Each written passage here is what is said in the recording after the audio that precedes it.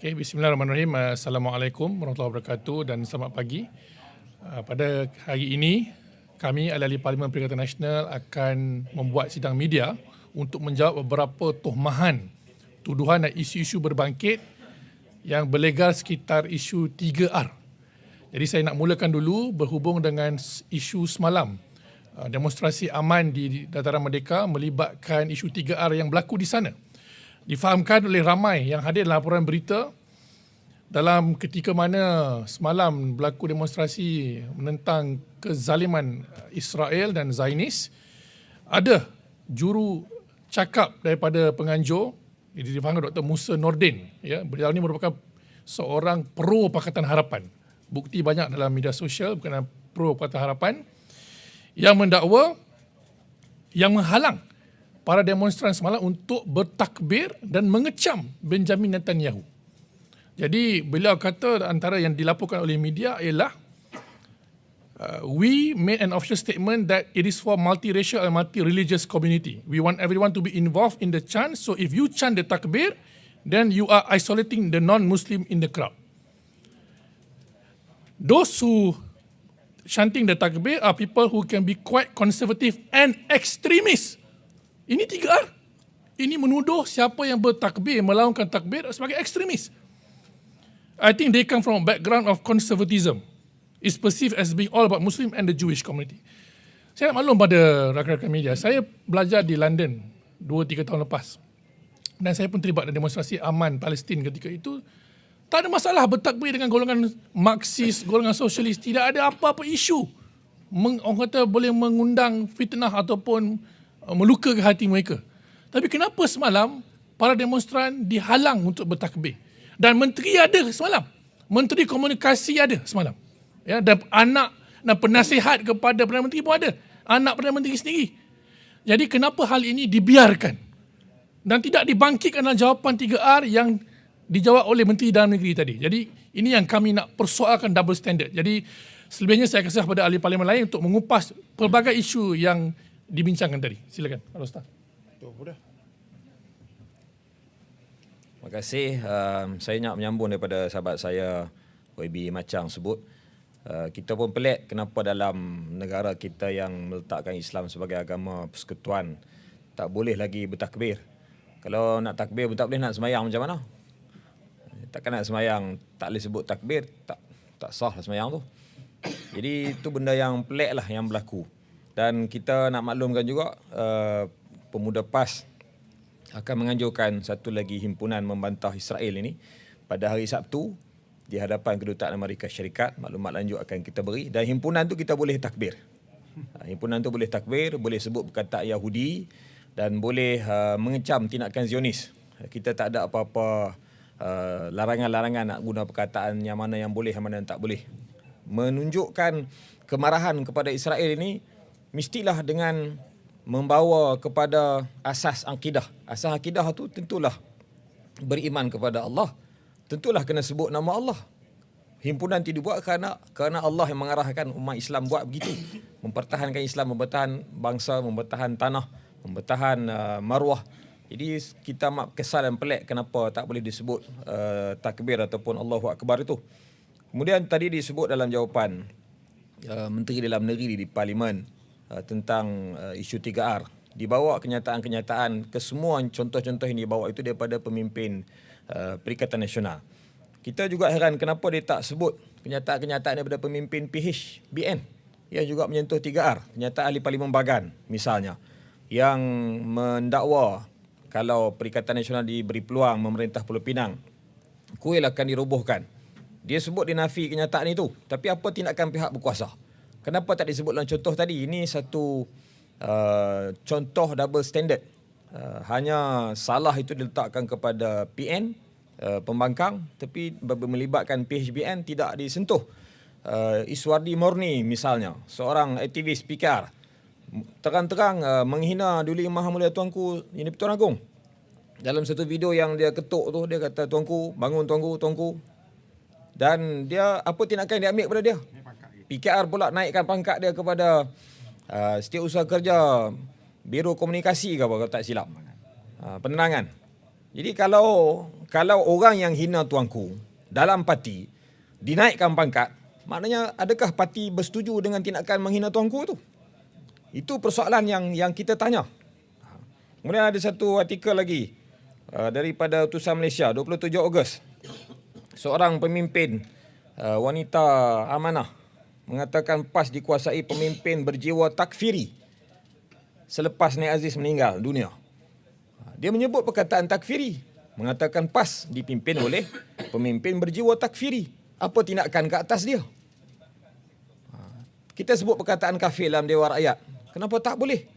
Perkataan kafir itu macam disebut oleh ahli parlimen Pekalan Cepa dan tadi disentuh, dihurai oleh parlimen Ustaz Misbah, Farid Buntar. Kafir itu bukan bermaksud konotasi negatif. Itu perkataan yang digunakan dalam Al-Quran. Jadi sebenarnya kerajaan di bawah pimpinan Kerajaan Madani di bawah pimpinan PMK ini nak bawa naratif Islam ni dalam definisi apa? Dia nak guna definisi Islam ke nak guna definisi orang lain? Itu persoalan yang kita bangkitkan ini, dan ini amat berbahaya kepada umat Islam. Kalau dia diberi naratif yang salah tentang Islam kepada orang Islam, lama-lama orang Islam akan memahami naratif itu dari sudut akal manusia, tidak memahami naratif itu dari sudut akal tasawur, daripada ukuran tasawur Islam dan daripada tafsiran Al-Quran. Ini amat berbahaya pandangan kita. Sila. Betul melangan. Jasin.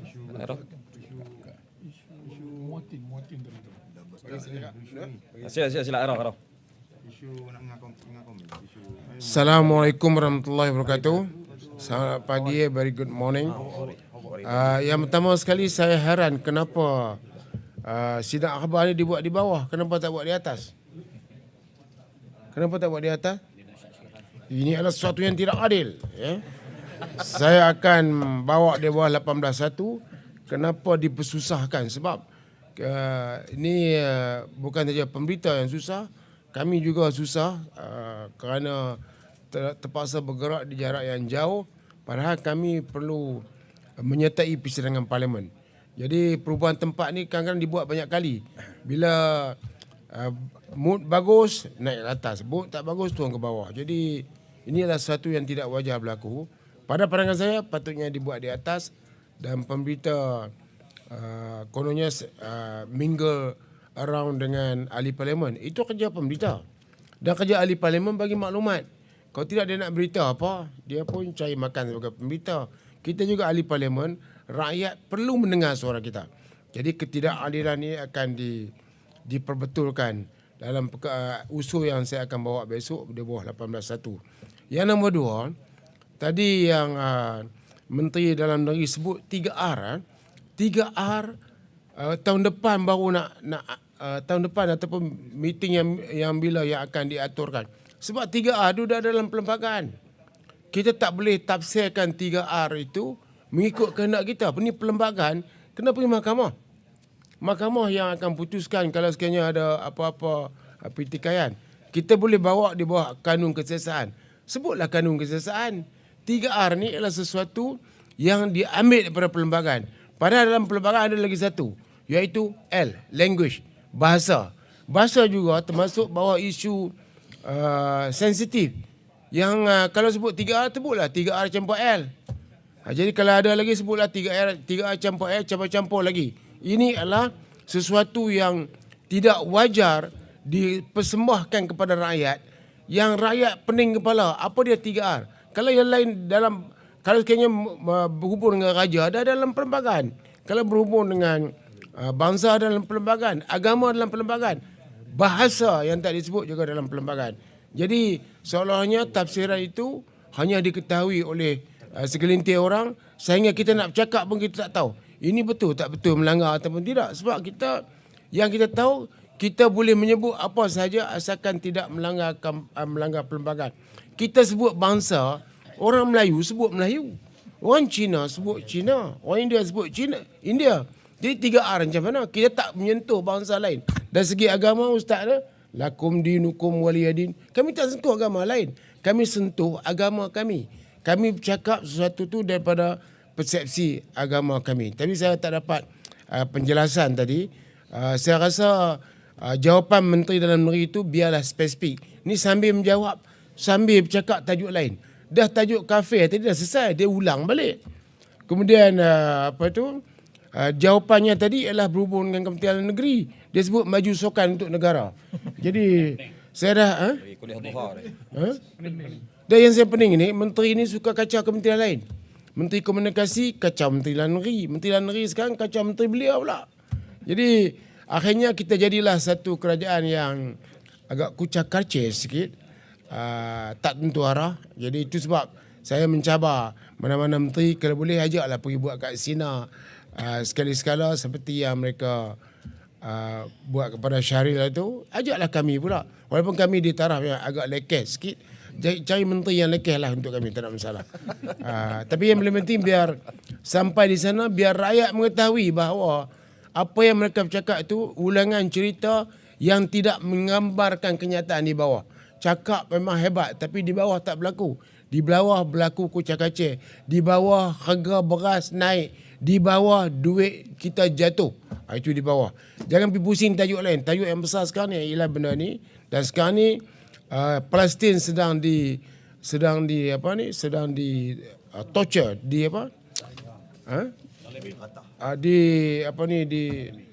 teruk. Jadi kita bagi perhatian kepada perkara ini dengan menyeru semua rakyat dunia, Islam tak bukan Islam, supaya sama-sama menentang Israel. Kalau sekiranya menteri ahli-ahli parlimen Kongres Amerika boleh pergi Israel bagi semangat, saya ingat mungkin ketua pemuda kami boleh juga bawa kami pergi mana-mana untuk juga bagi semangat. Pergi dan kembalilah. Macam mereka ada tempat pergi Israel. Kita juga nak kena bagi semangat kepada orang Palestin di samping bantuan yang kita bagikan, bahawa mereka akan sentiasa didoakan agar diperlindungi oleh Allah Subhanahu Wa Taala. Terima kasih. Assalamualaikum. Okey, Assalamualaikum warahmatullahi wabarakatuh. Terima kasih kepada rakan media, rakan-rakan daripada ahli parlimen yang lain. Pertamanya ialah kita pun tak dengar kenaan dengan contoh, biarlah fair. Jawab di parlimen ni biarlah satu perkara yang akan dijadikan sebagai satu bahan rojokan, terutama dalam soal 3R, okey. Tapi kenapa hanyalah memetik tentang kenyataan-kenyataan daripada pihak Perikatan Nasional? Itu pun boleh dibahaskan lagi. Yang keduanya, kenapa dalam isu Khawarij yang dituduh oleh ahli parlimen DAP. Khawarij ni berat tau. Khawarij ni berat. Menganggap kalau kami Khawarij ni tak ada dah orang Cina, orang India ni. Tak ada dah India di Kelantan ataupun di Terengganu yang minoriti pun duduk di sana. Tapi realiti yang berlaku, kami ada DHPP. Dewan Himpunan Pendokong. Setiap kali datang mesyuarat, dia terlibat. Pengurusi dia terlibat di dalam jawatan kuasa PAH Pusat. Dan kita pula ada di sana, ada ahli majlis, ada penghulu dari kalangan orang bukan Islam, Cina, India, Siam dan sebagainya. Kita buktikan. Dan kalau kami Khawarij, kami tak sertai pilihan raya. Walaupun pilihan raya ini kita tahu berbagai-bagai mehnah yang kami hadapi. Namun kami tetap mengambil jalan pendekatan ialah demokrasi. Begitu kalau Khawarij tak wujud lagi patung-patung yang besar di Kelantan. Tapi tidak berlaku. Tapi persoalannya kenapa tadi tidak disebut? Ini satu kenyataan yang bahaya. Cukup hanya minta maaf saja. Kalau ini yang berlaku, yang telah menjadi satu perkara yang kita anggap boleh membawa satu normalisasi ke dalam masyarakat seolah-olah kami ni Khawarij. Hari ini kita tengok macam Patah Arab. Perkataan Harapan ni dia bawa macam Patah Arab sebut, dia kata darabani wa baka, syatamani washtaka. Dia pukul aku, dia bagi tahu ke orang tu pukul dia. Dia maki aku, tiba-tiba dia bagi tahu ke orang tu maki dia. Hari ini dia yang bawa berkenaan dengan hal-hal yang Khawarij 3R, tiba-tiba dia nak burden ni letak kepada kita. Kita nak biarlah seorang menteri adil jawapan dia. Kami tadi Ara nak bangun tadi. Yalah, kesempatan tidak ada, kita tahu. Batu Ara pun mencabar supaya buat di luar sebagainya. Tak apalah. Nak sebutnya ialah kita nak supaya bentuk yang agak adil. Biar ada satu tindakan yang adil dua-dua pihak.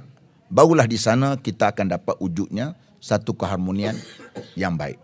Tapi janganlah sebelah pihak saja kami kena. dan pihak sana tidak kena. Kena ingat, kerajaan ni kerajaan boleh kita katakan nanti hari ni kamu beratas. Watilkal ayyamu nudawiluha bainan nas. Hari ni kamu kerajaan. Macam dulu juga kami pernah jadi kerajaan, sekarang kami pembangkang. Besok juga kamu juga menjadi pembangkang, kami jadi kerajaan. Jangan itu yang kita ingat. Kita perkara yang kita nak buat, waktu kita nak buat satu perkara ni, kita kena fikir ke depan. Kita kena fikir, jangan kita hanya fikirkan waktu kita ada kuasa, kita boleh buat apa saja yang kita nak buat. Terima kasih. Isu tadi Muatanin Sungai Petani cakap tak boleh sebut. Ya, satu lagi berkenaan dengan istilah kafir dan sebagainya. Ini istilah dalam Quran, dalam hadis. Cuma istilah ni orang bukan Islam ataupun dan sebut kataan kafir, perkataan tu orang bukan Islam dan orang Islam. Tiba-tiba apabila tak boleh pula kita nak kata, nak sebut perkataan tak boleh, tak benar kan? Tak dibenarlah agama kita. Kerana kita ada keyakinan bahawa ni ajaran Islam yang ajar begitu. Ini Islam, ini bukan Islam. Tapi apa perkataan yang menyebabkan kononnya ini satu konotasi yang tidak baik, yang boleh mengancam sebagainya. Jadi itu istilah yang sentiasa kadang-kadang untuk nak orang kata apa, nak normalisasi dalam masyarakat pada hari ini, seolah-olah perkara itu jangan disebut. Macam Ketua Pemuda sebut tadi lah, Al-Ustaz sebut tadi, seolah-olah macam perkataan tu perkataan yang cuba untuk nak mereka nak bawa ke arah mana, rojokkan. Rojokkan mereka ni rojok mana? Nak rojok mana? Kalau boleh ulama-ulama boleh bincang lah. Boleh bincang berkenaan dengan pembawaan-pembawaan yang mereka nak bawa ni, sampai apakah istilah tu kita tak boleh guna ataupun istilah tu kita boleh guna. Tapi kami bagi keyakinan kita sebagai seorang Islam, maka istilah itu istilah yang telah pun digunakan pakai dalam Al-Quran dan juga di dalam hadis Nabi. Dan penggunaan itu tidak pun menimbulkan hal-hal yang orang kata huru-hara dalam masyarakat selama ini. Malahan ketika Mufti Pahang menyebut tentang DAP kafir harbi, kita berpendirian tak boleh berpandangan demikian rupa. Itu stand pass. Stand pass berkenaan dengan hal yang disebutkan oleh Mufti Pahang ketika itu. Kerana pada kita ialah kenyataan kafir harbi itu kenyataan yang kita anggap tidak harmoni. Itu pendirian PAS. Boleh tengok kenyataan-kenyataan kita. Bagaimana kita kata tadi, kalau kita anggap begitu, maka tidak wujudlah lagi orang bukan Islam di Kelantan dan juga di Terengganu. Terima kasih. Okey, ada soalan?